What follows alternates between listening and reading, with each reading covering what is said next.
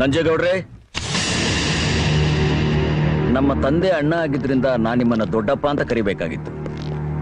ಅದೇ ನಮ್ಮ ಸಂಸ್ಕೃತಿ.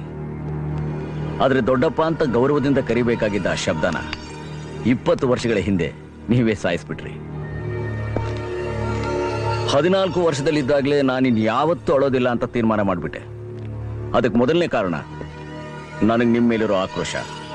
ಎರಡನೇ ಕಾರಣ ನಿಮ್ಮ ಎದುರುಗಡೆನೆ ನಿಮ್ಗಿಂತ ಚೆನ್ನಾಗಿ ಬದುಕಬೇಕು ಅನ್ನೋ ಹಠ.